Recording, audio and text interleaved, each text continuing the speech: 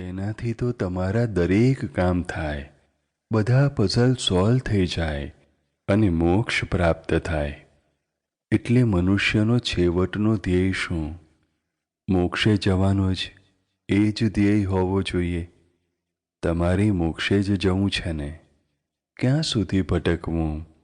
અનંત અવતારથી ભટક, કંઈ ભટકવામાં બાકી જ નથી રાખ્યું ને.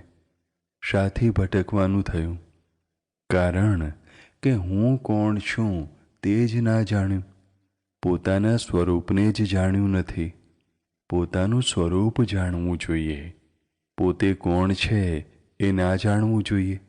આટલું બધું ફર્યા તોય ના જાણ્યું તમે. એકલા પૈસા કમાવા પાછળ પડ્યા છો. મોક્ષનું થોડું ઘણું કરવું જોઈએ કે ના કરવું જોઈએ? મનુષ્યો ખરેખર પરમાત્મા થઈ શકે છે. પોતાનું પરમાત્માપણું પ્રાપ્ત કરવું એ છેલ્લામાં છેલ્લો ધ્યેય છે. મોક્ષ બે સ્ટેજે. મોક્ષનો અર્થ સાધારણ રીતે આપણે જન્મ મરણમાંથી મુક્તિ એમ કરીએ છીએ. હા, એ ખરું છે, પણ એ છેલ્લી મુક્તિ છે. એ સેકન્ડરી સ્ટેજ છે. પણ પહેલા સ્ટેજમાં પહેલો મોક્ષ એટલે સંસારી દુઃખનો અભાવ વર્તે. સંસારના દુઃખમાંય દુઃખ અડે નહીં, ઉપાધિમાંય સમાધિ રહે. એ પહેલો મોક્ષ. અને પછી આ દેહ છૂટે ત્યારે આત્યંતિક મોક્ષ છે. પણ પહેલો મોક્ષ અહીં થવો જોઈએ. મારો મોક્ષ થઈ જ ગયેલો છે ને. સંસારમાં રહે છતાં પણ સંસાર અડે નહીં એવો મોક્ષ થઈ જવો જોઈએ. તે આ અક્રમ વિજ્ઞાનથી એવું થઈ શકે એમ છે. ચેપ્ટર 2 આત્મજ્ઞાનથી શાશ્વત સુખની પ્રાપ્તિ. જીવ માત્ર શું ખોળે છે? આનંદ ખોળે છે. પણ ઘણીવાર આનંદ મળતો નથી. લગ્નમાં જાય કે નાટકમાં જાય પણ વળી પાછું દુઃખ આવે છે. જે સુખ પછી દુઃખ આવે એને સુખ કહેવાય જ કેમ? એ તો મૂર્છાનો આનંદ કહેવાય. સુખ તો પરમેનન્ટ હોય. આ તો ટેમ્પરરી સુખ છે ને પાછું કલ્પિત છે, માનેલું છે.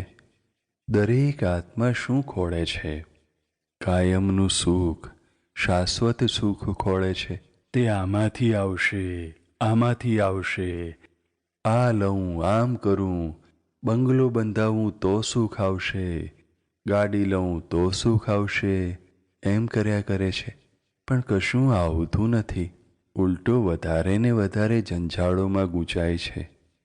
સુખ પોતાની મહીં જ છે, આત્મામાં જ છે. એટલે આત્મા પ્રાપ્ત કરે તો સનાતન સુખ જ પ્રાપ્ત થાય. સુખ અને દુઃખ. જગતમાં બધા જ સુખ ખોળે છે, પણ સુખની વ્યાખ્યા જ નથી નક્કી કરતા. સુખ એવું હોવું જોઈએ કે જેના પછી ક્યારેય પણ દુઃખ ના આવે. એવું એકેય સુખ આ જગતમાં હોય તો ખોળી કાઢ. જા, શાશ્વત સુખ તો પોતામાં, સ્વમાં જ છે. પોતે અનંત સુખનું ધામ છે ને લોકો નાશવંત ચીજમાં સુખ ખોળવા નીકળ્યા છે. સનાતન સુખની શોધ. જો સનાતન સુખ પ્રાપ્ત થઈ ગયું એને પછી સંસારનું દુઃખ ના અડે તો એ આત્માની મુક્તિ થઈ ગઈ.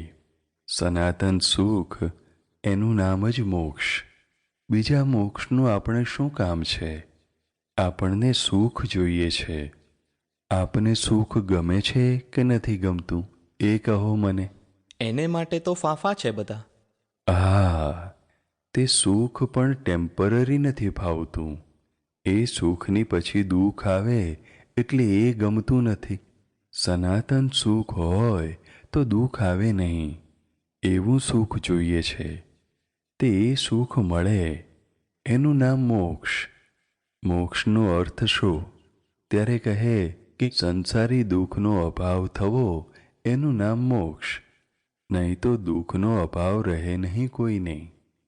એક તો આ બહારનું વિજ્ઞાન